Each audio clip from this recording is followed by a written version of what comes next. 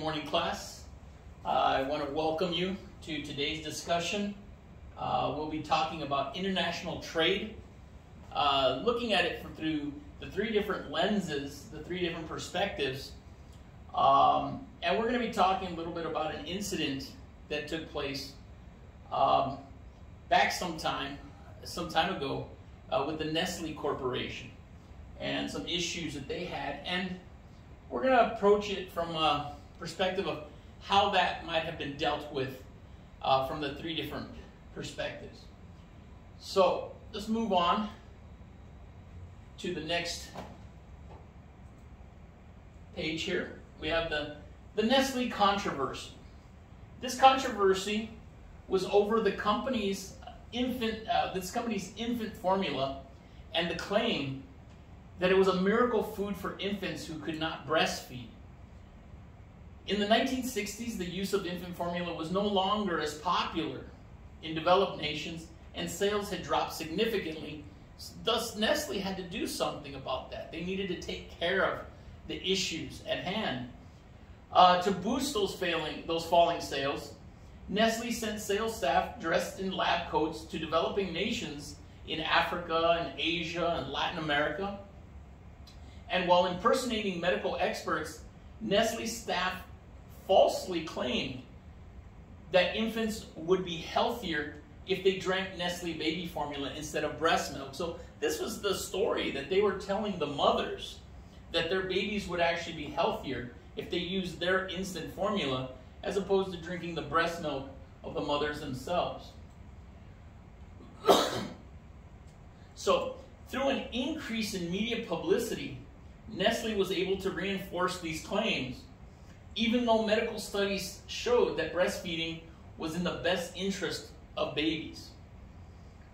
Nestle's aggressive tactics led them to distributing free samples of the product to hospitals, doctors' offices, stores, and anywhere that they could reach new mothers. One of the many unintended consequences of the free samples had to do with many of the mothers who tried the free samples for a few weeks losing their ability to continue breastfeeding their babies, which led to dependency on the infant formula, which tended to be a much higher cost in the long run to those mothers and to the families. Another consequence had to do with the dilution of the powder in order to make it last longer. Because of the higher price, they were trying to get more out of each packet, and they would dilute it. This lessened the amount of nutrients the babies were receiving per serving. And then finally, another issue was that the water that they were using to make this mix was creating problems. In many of the developing nations, drinking water was polluted, and many of these babies wound up growing sick and dying due to that. Now, what can we do about this? Most people understand that it is in the nature of entrepreneurship that sometimes things will go wrong and that there will be unintended consequences associated with new products. We get this, we understand this. However, when firms do something unethical, such as lying to the public regarding a product, those companies should be held accountable through the justice system. But prior to reaching that point, what should be done to ensure consumers worldwide, that the consumers worldwide know what is in their products that they choose to buy? Conservatives, radicals, and liberals all agree that society as a whole loses out when trade relationships break down. They also agree on the goal of increased standards of living through trade. However, how they get there is what differs. And that's what we're going to approach right now. We're going to look at this through the three different perspectives. We're going to start off with a liberal approach. We're going to look at the liberal approach to this issue. Now, all the pain and suffering that was caused by Nestle could have easily been prevented had there been more regulation, government regulation, and oversight. When it comes to international trade, we absolutely need an active and involved government. to negotiate on our behalf. With a strong and impartial government following through on those agreements and watching over the activities of foreign firms that do business in our country, we can discourage cheating and create fair competition.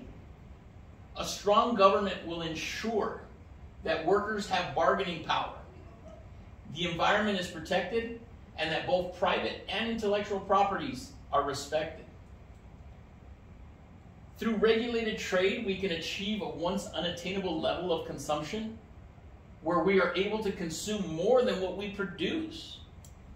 Granted, with regulations, we lose some of those additional efficiencies, but the trade-off is well worth it because we gain equity, stability, transparency, and accountability.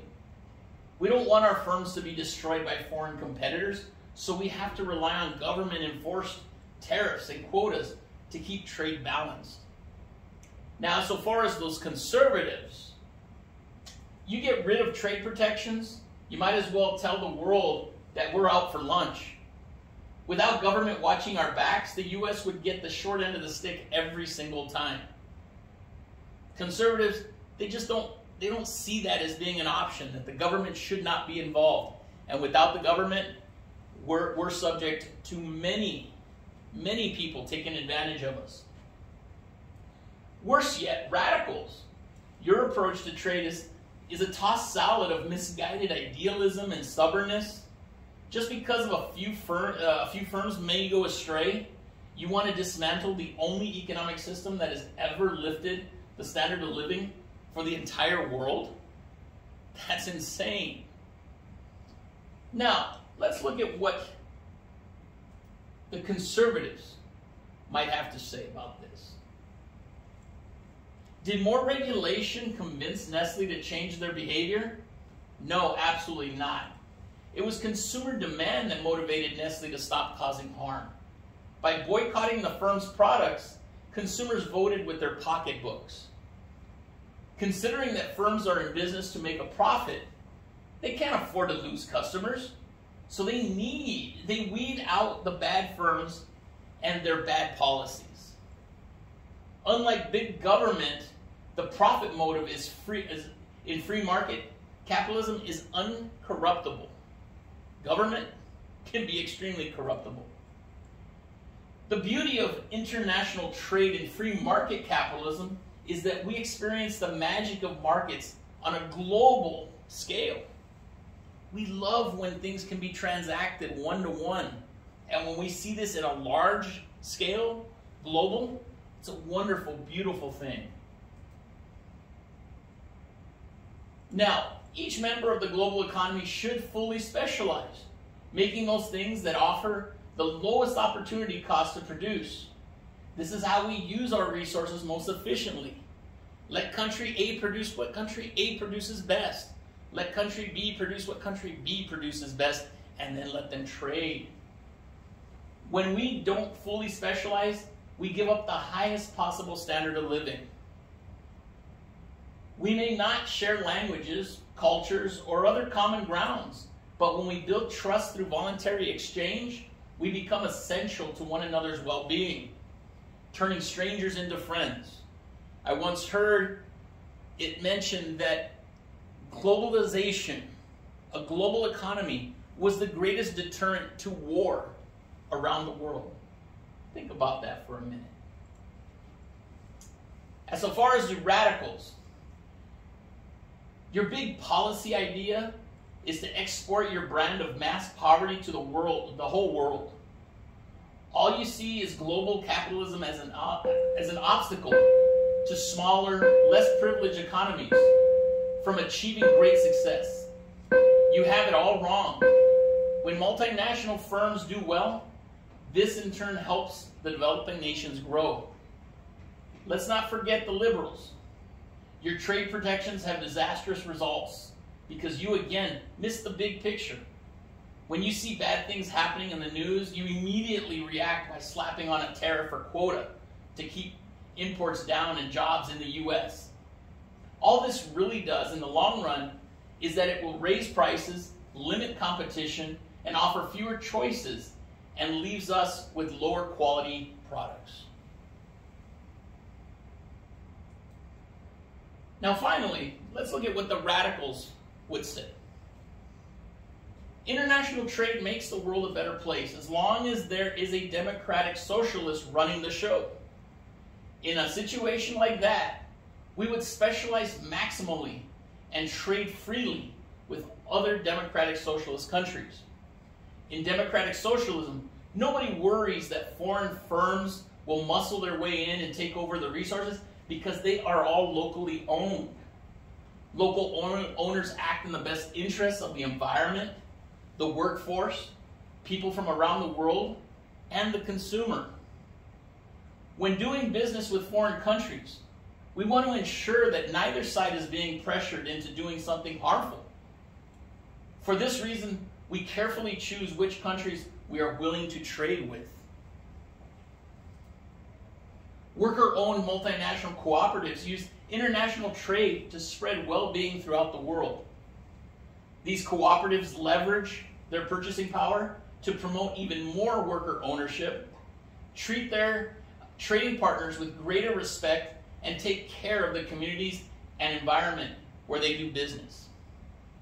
Now, so far as the liberals, they lull us into a false sense of security by leading us to believe that trade protections and capitalism address the problems related to unfair trade relationships. But if that were the case, why do we still have sweatshops around the world? People forced to work as slaves, and children being put to work when they should be learning to read and write.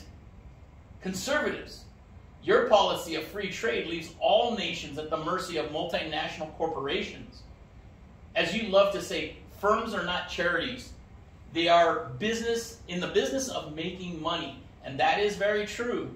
And no firm will succeed unless it makes decisions that prioritize the bottom line. Of course, at the expense of safety, environment, and community well-being. So that's a little look at the three different perspectives on one particular issue. So I hope that you guys think about this, take this with you, ponder it, and we'll continue this discussion tomorrow. Thank you.